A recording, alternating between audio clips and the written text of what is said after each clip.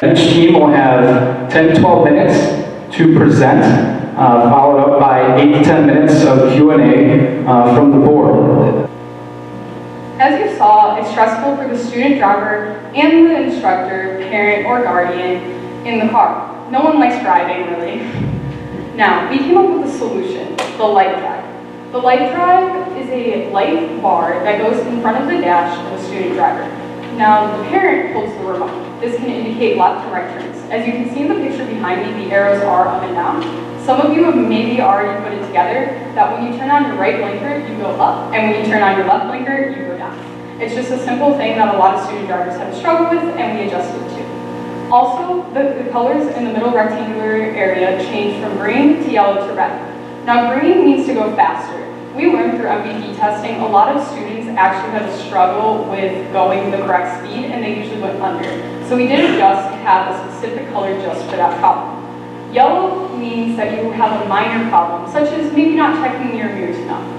When you're in student driving, you actually are taught to go through a list in your head to remember what you need to do, such as checking your mirrors. So this would be somewhere where a student driver would adjust and try and go through that list and problem solve themselves. Now you can also make the color go to red. Red would basically mean that you're doing something major, maybe not stopping soon enough, which was a problem I always had. How many people actually drove with it? Drove with it? About 10. We did, of course, do interviews and questions, a lot more of those. But yeah, actually having it in the car, going through the whole process, driving, about 10. How many nights are you checking your phone cord, bending it around, and it's not charging? You bent your phone cord into submission. It will not work anymore. We have a product, though, Cratos does, that will fix your broken phone cords and prevent it from breaking. So the Cratos has come up with a power shield. Now the power shield is a mobile accessory that goes on the end of your phone cord, taking away the vantage point, keeping your phone cord from fraying and breaking. We have decided that we are going towards 12-year-olds through 65-year-olds. We are always on social media, and we are just going through and not caring how we unplug our phone cords, and we are just creating that break. On average, our phone cords last 3 months, although Apple says that it should last 1 year. So let's get into some numbers. 95% of Americans own cell phones. That's 308 million people. You times that by our suggested retail price of $7, and you're over $2 billion. Wouldn't you guys want some of that cash? Good job, guys. 2 questions that I have. From defining retail, what is defining that, I guess? Is it Amazon? Is it just in the distribution channels of retail locally? How are you defining that space? So we decided that half of our profit would be a close estimate. So we would like to go and do 7, at least to saturate the market right now. So half of that is $350, but we decided that we could also raise it up a little bit because we weren't making enough profit for that. So 2 pop-up shops, the 1 distribution channel of OWC, and then our website. The problem I'm going to be introducing you guys today is mascara smudging, and the problem that tends to happen with the application of mascara. When you apply it on your top lashes and bottom lashes, it tends to fall your top eyelid and on your bottom eyelid. As you can tell, she's really trying to get it on there without smudging it on her eyelids. You can also tell she's kind of frustrated with what's going on. The solution we ended up coming up with is a eye-shaped tool made out of a flexible material that you would be placing on the top of your lashes and on the bottom of your lashes, so you can prevent the mascara from smudging on your eyelids. Well done.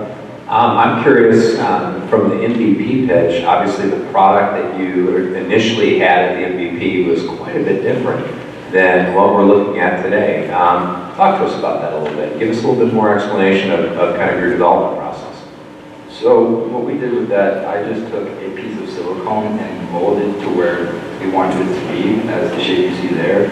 And then after meeting with a few people to create CAD designs, we've come up with different prototypes you see there. And we're just trying to figure out some more as we go on to make it perfect fit. So as a follow-up question, clearly you did some product testing. Talk to us about the feedback that you received from your product testing and how that resulted in changes to your final product. So throughout our actual product testing, we found out that the curvature wasn't how most people wanted it because it didn't actually fit the eye shape. So we throughout each prototype, we tried making it a lot closer. And then also with the handle, people were saying that either it was too flimsy or it was not sturdy enough, so we tried making it as close as possible instead of being like an actual portable piece. Now let me ask you, do you or anybody that you know ever had a problem with spilling drinks in your car? Well, I personally always have this problem. Whether it's me or my friends, we're always spilling stuff. Now, I've been going to the gym lately a lot, and I always carry this huge water bottle with me always.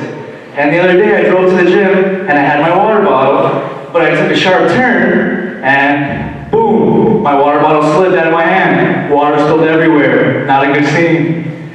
But with the cup insert, which is a portable cup holder insert, which adjusts to any size, width, or height cup that you have with you at the time, it's going to prevent this problem, and we're hoping for good.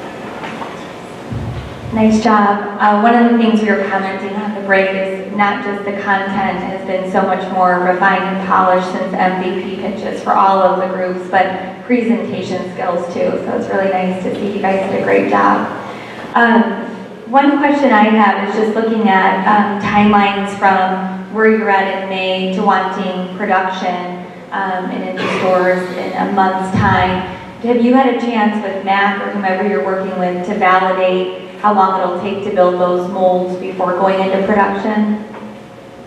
We found out, we got an estimate for the cost, but it might take a little longer than a month, but we're trying to, as soon as we get our version 3 prototype done, we're going to try and get the molds put together and start production as quick as possible, so it might take a little longer than a month, but we're just hoping to do it as quick as possible.